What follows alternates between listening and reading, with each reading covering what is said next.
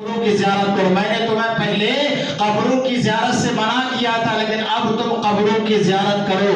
ابتدائے اسلام میں جب شروع میں اسلام پھیلا تھا تو اللہ کے رسول صلی اللہ تعالیٰ علیہ وسلم نے قبروں کی زیارت سے مصلحتاً کوئی مصلحت تھی آپ نے منع فرمایا تھا. اس کے بعد آپ نے فرمایا کہ تم قبروں کی زیارت کرو.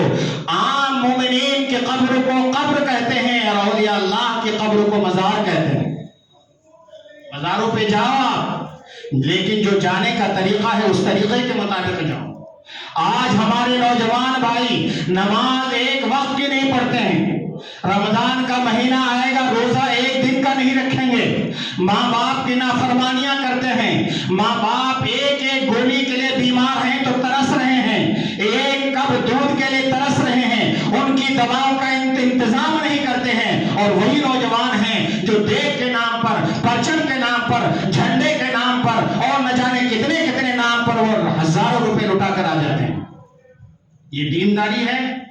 آج اگر سرکار غریب نواز ظاہری حیات میں ہوتے، آج اگر غوث پاک ظاہری حیات میں ہوتے تو ایسے دیوانوں کو اور ایسے لوگوں کو، ایسے نوجوانوں کو پھٹکار لگاتے. یہ تمہارا دین نہیں ہے، یہ ہماری تعلیم نہیں ہے. اور میں آپ کو حدیث پاک سناتا ہوں. حدیث پاک میں آتا ہے، المستدرک کی حدیث پاک ہے. اللہ کے رسول صلی اللہ تعالیٰ علیہ وسلم کی خدمت میں ایک صحابی آتے ہیں اور آ کر عرض کرتے ہیں، یا رسول اللہ میں جہاد میں جانا چاہتا ہوں، مجھے آپ جہاد کی اجازت دیجیے. جہاد کتنا بڑا کام ہے دین کا، آپ جانتے ہیں؟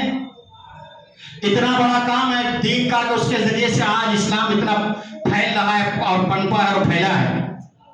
لیکن اللہ کے رسول نے کیا فرمایا؟ نوجوانوں یاد رکھو، جو آج ماں باپ کو ایک ایک گولی کے لیے ترسا رہے ہو، ایک ایک لقمہ کھانے کے لیے ترسا رہے ہو، تمہاری ماں بیمار ہے، تمہارا باپ بیمار ہے، تمہارے گھر والے بیمار ہیں، تمہاری جیب سے پیسہ نہیں نکلتا ہے اور وہاں درگاہوں میں لٹانے کے لیے یہ درگاہ والے تم سے پیسہ نہیں مانگتے ہیں، یہ درگاہ والے تم سے نذرانہ نہیں مانتے ہیں. یہ درگاہ والے سے مراد یہ مجاہد میری مراد نہیں ہے. درگاہ والے سے مراد جو اللہ کے ولی وہاں آرام فرما ہے، وہ تم سے نہیں کہتے ہیں کہ اپنی جیب کو بھر کر لاؤ اور یہاں خالی کر کے جاؤ. کبھی تم ان سے مانگا ہے؟ اور یہ جو پیسے لٹا کر آتے ہو، کہاں لٹا کر آتے ہو، کیوں لٹا؟ حدیث پاک میں کا عرض کیا، یا رسول اللہ میں جہاد میں جانا چاہتا ہوں، مجھے اجازت دیجیے. تو سرکار نے کیا فرمایا؟ کہا تمہاری ماں زندہ ہے؟ نوجوانوں اپنے دل کی تختیوں میں جگہ دے اس کو. فرمایا سرکار علیہ السلام نے، کیا تمہاری ماں زندہ ہے؟ کہا یا رسول اللہ زندہ ہے. کہا جاؤ ماں کی خدمت کرو، تمہاری ماں کے قدموں کے پاس جنت ہے. جاؤ ماں کی خدمت کرو، تمہاری ماں کے قدموں کے پاس جنت ہے. آج کا پیر ہوتا، آؤ لاؤ یہاں خرچ کرو، لٹاؤ جاؤ. سرکار علیہ السلام سے بڑھ کر کوئی پیر ہے؟ سرکار علیہ السلام سے بڑھ کر کوئی ولی اللہ بن سکتا ہے؟ آپ کہہ دیتے میں میری خدمت پا گیا، جتنا گھر میں لا کے یہاں رکھ دیا کرو، لٹا دیا کرو. لیکن نہیں، فرمایا ماں اگر زندہ ہے تو جہاد میں مت جاؤ، ماں کی خدمت کرو. تمہاری ماں تمہاری خدمت کی زیادہ مستحق ہے، ان کی خدمت کرو. آج کیا ہو رہا ہے؟ میرے پاس کتنے نوجوانوں کے گھر والوں کے فون آتے ہیں، حضرت ان کو سمجھائیے یہ کیا کر رہا ہے. پیسہ ہے لیکن گھر والوں کو دینے کے لیے نہیں، جیب میں پیسے ہیں لیکن ماں باپ کی خدمت کے لیے نہیں، وہ یاری دوستی کے لیے، دوسروں کی جگہ دوسری جگہ لٹانے کے لیے. آپ نے ویسے قرنی کا نام سنا ہوگا، کتنے بڑے عاشق رسول ہیں، جن کے بارے میں خود اللہ کے رسول صلی اللہ تعالیٰ علیہ وسلم فرماتے ہیں کہ یمن سے مجھے محبت کی خوشبو آتی ہے. ملک یمن میں رہا کرتے تھے حضرت اویس قرنی رحمت اللہ تعالیٰ علیہ.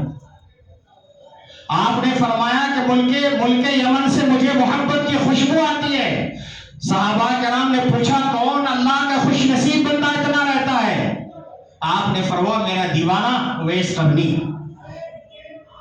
اور حضرت سیدنا فاروق اعظم حضرت علی المرتضی رضی اللہ تعالیٰ عنہ سے فرمایا کہ میرا یہ جبہ لو اور اویس قرنی کو پیش کرنا اور ان سے کہنا کہ میری امت کی مغفرت کی دعا کریں۔ میں واقعہ طویل ہے، اتنا سنا نہیں پاؤں گا اس مختصر سے وقت میں، لیکن کہنا یہ چاہتا ہوں کہ ہم اور آپ اس نبی کے اوپر درود و سلام بھیجتے ہیں، پوری دنیا اس نبی کے اوپر درود و سلام بھیجتی ہے، لیکن وہ ویسے قرنی کتنا بڑا اللہ کا خوش نصیب بندہ ہے کہ ساری کائنات جن کے اوپر صلاۃ و سلام بھیجے وہ اللہ کا مقدس نبی ویسے قرنی کی ذات پر سلام پیش کرتا۔ حضرت عمر سے کہتے ہیں، حضرت علی سے کہتے ہیں تم جاؤ میرا سلام اویس قرنی کو کہنا، اور کہنا کہ یہ جبہ پہنو اور میری امت کی نجات کے لیے مغفرت کے لیے دعا کرو۔ بہرحال واقعہ طویل ہے، آگے حضرات گئے، ان سے دعا کروائی۔ صحابہ کرام نے پوچھا کہ یا رسول اللہ، جب اویس قرنی آپ کا اتنا محبوب نظر ہے، آپ سے اتنی محبت رکھتا ہے، تو پھر آپ کی زیارت کے لیے وہ اب تک کیوں نہیں آئے؟ فرمایا کہ ان کی ماں ضعیف ہے۔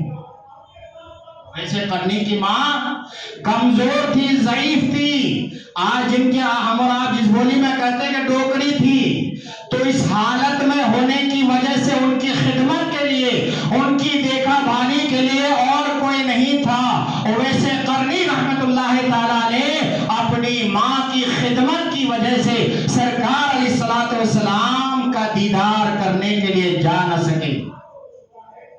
آپ کو میں بتاؤں، قرآن کو دیکھنے والا صحابی نہیں ہوتا ہے، حدیث کو دیکھنے والا صحابی نہیں ہوتا ہے، مکہ مکرمہ کو دیکھنے والا صحابی نہیں ہوتا ہے، کعبۃ اللہ کو دیکھنے والا صحابی نہیں ہوتا ہے، مدینہ المنورہ کی رونق اور بہاروں کو دیکھنے والا صحابی نہیں ہوتا ہے، لیکن جو ایمان کی حالت سے ایک مرتبہ آمنہ کے لال کا چہرہ دیکھ لے وہ صحابی رسول ہو جاتا ہے۔ اور صحابی فرمایا کہ صحابی ایک مد ایک وزن ہوتا ہے، فرمایا صحابی ایک مد خدا کی راہ میں خرچ کرے اور تم احد کے پہاڑ برابر بھی خدا کی راہ میں خرچ کرو، لیکن میرے صحابی کا خدا کی راہ میں اتنی چھوٹی سی چیز میں خرچ کرنا، ان کے اجر کو تمہارا اتنا بڑا خرچ کر دینا اجر و ثواب کو نہیں پہنچ سکتا۔ مطلب سے دیگر ہم یہ کہتے ہیں کہ پوری دنیا ہم خرچ کر ڈالیں، پوری دنیا صدقہ و خیرات میں خدا کے نام پر ہم اور آپ خرچ کر ڈالو، لیکن ایک صحابی رسول جس نے ایمان کی حالت میں نبی کو اپنی آنکھوں سے دیکھ لیا وہ صحابی رسول ہو جاتا ہے۔ وہ اگر ایک معمولی سی چیز بھی خدا کی راہ میں خرچ کرے تو جتنا اجر و ثواب اس صحابی رسول کو ملتا ہے، ہم اور آپ کو پوری دنیا بھی خرچ کرنے کے بعد بھی اتنا اجر و ثواب نہیں ملے گا، لیکن وہ صحابی رسول ہے۔ یہ ہے صحابی رسول کا مرتبہ۔ لیکن حضرت اویس قرنی ماں کی خدمت کی وجہ سے سرکار کے چہرے کا دیدار نہ کر سکے، اور سرکار نے بھی کبھی یہ نہیں فرمایا کہ اویس قرنی مجھے ماں کی میری بنسبت ماں کو ترجیح دے رہے ہیں۔ سرکار کو معلوم ہے، اس لیے کہ آپ کی تعلیم ہے کہ خدا کی عبادت کے بعد اگر کسی کا مقام اور مرتبہ ہے تو ماں باپ کا ہے۔ جی ہاں، قرآن کریم میں ہے وَبِالْوَالِدَيْنِ إِحْسَانًا، اور اپنے ماں اور باپ کے ساتھ اچھا سلوک کرو، یہ قرآن کی تعلیم ہے۔ تو سرکار علیہ الصلوۃ والسلام کی خدمت میں پہنچ نہ سکے اویس قرنی، کیوں؟ اس لیے کہ ماں بڑھیا تھی، اس حالت میں ضعیفی کی حالت میں، اس لیے سرکار کا بھی دیدار نہ کر سکے اور صحابی رسول ہونے کا شرف بھی حاصل نہ کر سکے۔ تو میرے وہ نوجوان جو آج ہزاروں ہزار روپے مزاروں کے نام پر، چادروں کے نام پر، دیگوں کے نام پر، نذرانوں کے نام پر لٹا دیتے ہیں، پہلے ان کو دیکھنا چاہیے کہ ہماری گھر کی حالت کیسی ہے، کہیں میری ماں اس بات کی مستحق تو نہیں ہے، کہیں میرا باپ اس بات کا مستحق تو نہیں ہے۔ آج لوگ حجوں کے اوپر حج کرتے جا رہے ہیں، عمروں کے اوپر عمرہ کرتے جا رہے ہیں، غریب ایک محلے میں ہے، وہ سسک رہا ہے غربت کی وجہ سے، ماں سسک رہی ہے، باپ سسک رہا ہے، ان کی دواؤں کا انتظام نہیں ہے، لیکن عمروں کے اوپر عمرے ہو رہے ہیں، حجوں کے اوپر حج ہو رہے ہیں۔ جناب یہ کون سا دین ہے؟ اللہ کے رسول صلی اللہ تعالی علیہ وسلم نے تو فرمایا کہ وہ مومن نہیں ہو سکتا، وہ مومن نہیں ہو سکتا، وہ مومن نہیں ہو سکتا۔ صحابہ نے پوچھا یا رسول اللہ کون؟ فرمایا جو پیٹ بھر کر کھا لے اور پڑوس میں اس کا پڑوسی بھوکا سوئے، آپ مومن نہیں ہو سکتے۔ آپ کے پڑوس میں اگر کوئی بھوکا ہے تو آپ کو تلاش کرنا پڑے گا، ان کی خبر گیری رکھنی پڑے گی، اور آپ کہو گے صاحب میری دولت میرا پیسہ، اس سے کیا مطلب؟ سنو، حدیث پاک میں آتا ہے کل میدان قیامت میں غریب پڑوسی اپنے مالدار پڑوسی کے لیے خدا کی عدالت میں مقدمہ پیش کرے گا اور کہے گا مولا ان سے پوچھا جائے کہ ہم غریب کے لیے اس کے مکان کا دروازہ کیوں ہمیشہ بند رہا؟ جی ہاں، فی اموالہم حق معلوم للسائل والمحروم، ان کے بالوں میں، کن کے بالوں میں؟ مالداروں کے بال میں سائلوں کے لیے، محروم لوگوں کے لیے حق ہے۔ آپ کو اللہ تعالیٰ نے نوازا ہے، آپ کے پڑوس میں جتنے ہیں، اگر رشتہ دار ہیں تو پہلے وہ، آپ کے ماں باپ ہیں تو ان سے بھی پہلے وہ، آپ کے جو قریبی رشتہ دار ہیں وہ آپ کے مال کے مستحق ہیں، آپ ان کی مدد کرو۔ نہیں کرو گے میدان قیامت میں پکڑا جائے گا، پوچھا جائے گا، گرفت ہوگی، یہ تمہارے گھر کا دروازہ ان کے لیے کیوں بند رہا؟ اور آپ کے غریب پڑوسی میدان قیامت میں، آج آپ بڑے ہو، آج بڑی پہنچ والے ہو، تھانے والے بھی آپ کے ہیں، پولیس والے بھی آپ کے ہیں، بڑے بڑے افسران آپ کے ہاتھ میں ہیں، لیکن جو یہاں جتنا بڑا ہے اگر نیکیاں اس کے پاس نہیں ہیں تو میدان قیامت میں سب سے بڑا مفلس ہوگا۔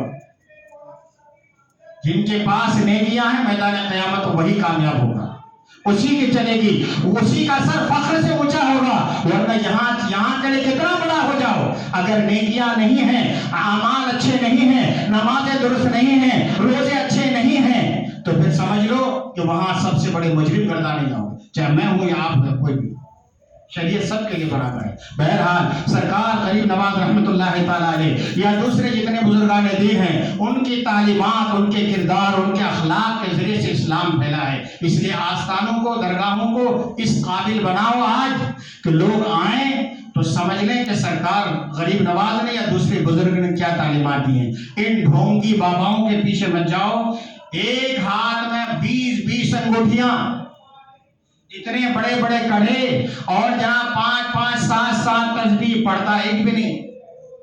ان ڈھونگیوں سے اسلام بدنام ہو رہا ہے، سنیت بدنام ہو رہی ہے، نعوذ باللہ۔ یہ سنیت نہیں ہے، یہ اسلام کے نام سے بھی، سنیت کے نام سے بھی بہت بڑے یہ لوگ دھبے ہیں، یہ اسلام کو اور سنیت کو نقصان پہنچا رہے ہیں۔ اس لیے، اور آج کل لوگوں کا ایک حال بڑا عجیب و غریب ہو چکا ہے، جو لوگ کئی انگوٹھیاں پہن کر رہتے ہیں، کڑے پہن کر رہتے ہیں، زرق برق بالکل کئی طرح کے کلر پہن کر کپڑے پہنتے ہیں، ارے صاحب ان کو بہت بڑے ولی اللہ سمجھتے ہیں، چاہے نماز ایک ٹائم کریں۔ آپ ان باباؤں کا حال دیکھ لو، ایک ٹائم کی کوئی نماز نہیں پڑھی۔ ایک سے پوچھا گیا، ابھی انٹرویو ہوا تھا، ایک سے پوچھا گیا آپ لوگ نماز، ارے ہم تو عشق والی نماز پڑھتے ہیں، نعوذ باللہ استغفر اللہ۔ یہ عشق والی نماز کون سی ہوتی میرے بھائی؟ عشق والی نماز یہی نماز ہے، اگر اس میں خشوع اور خضوع ہے تو یقیناً آپ کی نماز خدا کی بارگاہ میں مقبول ہے، اور جس دن آپ کا ایک سجدہ خدا کی بارگاہ میں کامیاب ہو گیا، آپ کی زندگی کامیاب ہو گئی۔